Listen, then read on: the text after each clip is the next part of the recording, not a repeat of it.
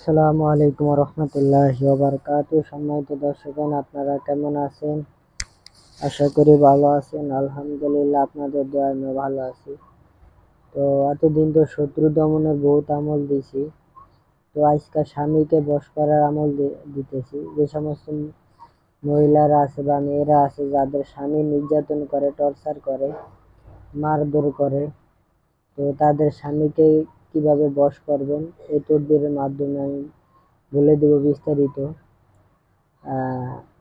আপনারা যারা এই ভিডিওটা দেখতেছেন, অন্য ভাইদের উপকারের জন্য ভাই এবং বোনদের অন্য বোনদের উপকারের জন্য শেয়ার করে দিবেন। আর যে সমস্ত ভাইরা আছেন আপনাদের যাদের বোনের স্বামী নির্যাতন করে, আপনার বোনের স্বামী আপনার বোনকে নির্যাতন করে, এই তদবির তাদের ক্ষেত্রে প্রয়োগ করতে পারেন, ইনশাল্লাহ কাজ হবে।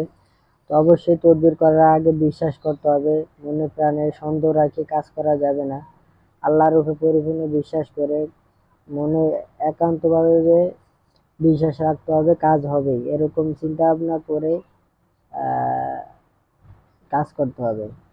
তো সম্মানিত দর্শক, আপনারা যারা এই ভিডিওটা দেখতেছেন, তদবিরের অনুমতি পেতে হলে ভিডিওতে একটা লাইক করবেন, অন্য ভাইদের উপকার বা অন্য বোনদের এবং ভাইদের উপকারের জন্য শেয়ার করে দিবেন। তো চলুন মূল আলোচনায় চলে যাই। তদবিরের অনুমতি পেতে হলে ভিডিওতে অবশ্যই একটা লাইক করবেন এবং কমেন্টে বলবেন আমি অনুমতি চাই, তাহলে অনুমতি দিয়ে দিব। তো তদবিরটা আপনি শুক্রবার লিখবেন, ঠিক আছে? শুক্রবার দিন তদবিরটা লিখবেন।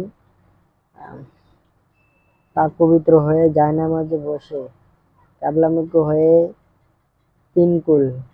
কুল হুয়াল্লাহ ফালাক নাস তিন কুল পুরে শরীরে ফু দিয়া শরীর বন্ধ করে নেবেন। তারপরে 3 বার দুরূদ শরীফ পাঠ করবেন। আল্লাহর কাছে দোয়া করে নেবেন যে আল্লাহ এই তদবিরের উসিলা আমার স্বামীকে বশ করে দেন, যাতে আমাকে মারধর না করে, আমার প্রতি মহব্বত পয়দা করে দেন, ঠিক আছে? এভাবে দোয়া করে 3 বার দুরূদ শরীফ পড়ে জাফরান কালি দিয়ে সাদা কাগজে নকশাটি লিখতে হবে। কিভাবে লিখবেন? ছোট সংখ্যাগুলা থেকে বড় সংখ্যা লিখতে হবে। ছোট সংখ্যাগুলা আগে কিভাবে আমি বলে দিই। এই গড়টা পুরো আঁকবেন, 1 2 3 16টা গড় আঁকবেন আগে।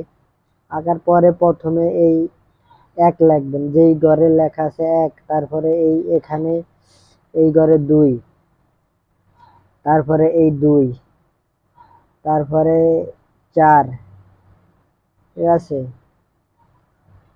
তারপরে হলো 6, তারপরে 7, তারপরে 8, তারপরে 9,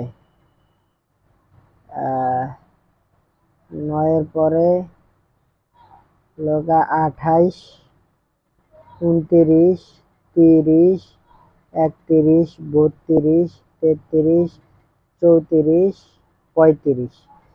এভাবে চাল সিস্টেমে আমি যেভাবে বলে দিয়েছি এই সংখ্যার গড় এভাবে লিখবেন। আমি যেভাবে বলে দিয়েছি, কোন গড়টা আগে লিখবেন এটা আমি বলে দিয়েছি। ছোট সংখ্যা থেকে আস্তে আস্তে উপরে যাইতে হবে, ঠিক আছে? আর ছোট সংখ্যাগুলোর থেকে আস্তে আস্তে 1 2 2 4 6 7 এভাবে ছোট সংখ্যাগুলোর থেকে উপরে বড় সংখ্যার দিকে উঠবেন আস্তে আস্তে, ঠিক আছে?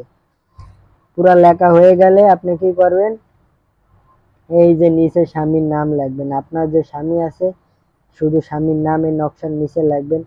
লেখার পরে এটা পরিষ্কার একটা গ্লাসে পানির ভিতরে এই নকশাটা ভিজায় দিবেন। যখন এই নকশার কালিটা উঠে যাবে, জাফরান কালিটা লিখলে নকশার কালিটা পানিতে ভিজালে উঠে যাবে।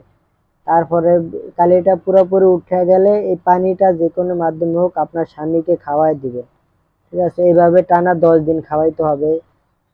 কিভাবে খাওয়াবেন? দেখা যাচ্ছে খাবারের সময়, ভাত খাবার সময় পানি দিতে পারেন, বা যে কোনো মাধ্যমে হোক এই পানিটা আপনার স্বামীকে খাওয়াই দিতে হবে, ঠিক আছে? এইভাবে টানা 10 দিন যদি আমল করেন, তাহলে ইনশাআল্লাহ আপনার স্বামী আপনার কথা শুনবে, আপনার বশীভূত হয়ে যাবে। আল্লাহর কাছে অবশ্যই দোয়া করবেন যে আপনার স্বামীর কথা শুনে, অবশ্যই দোয়া করবেন আর তদবিরটা কাজ চালায় যাবেন, ঠিক আছে? 10 দিন করলে আপনার স্বামী আপনার বশে চলে আসবে, আপনার কথা শুনবে, আপনাকে আর মারধর করবে না। হ্যাঁ, আর নামাজ কালাম পড়বেন অবশ্যই। নামাজ করে আল্লাহর কাছে দোয়া করবেন, 5 ওয়াক্ত নামাজ পড়বেন, আল্লাহর কাছে চাইবেন। দোয়া হচ্ছে সবচেয়ে বড় অস্ত্র, ঠিক আছে?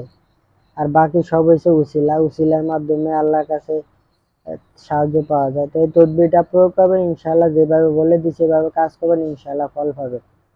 তো আশা করি আমার কথা বুঝতে পারছেন। তো এতটুকু। আসসালামু আলাইকুম ওয়া রাহমাতুল্লাহি ওয়া বারাকাতুহু।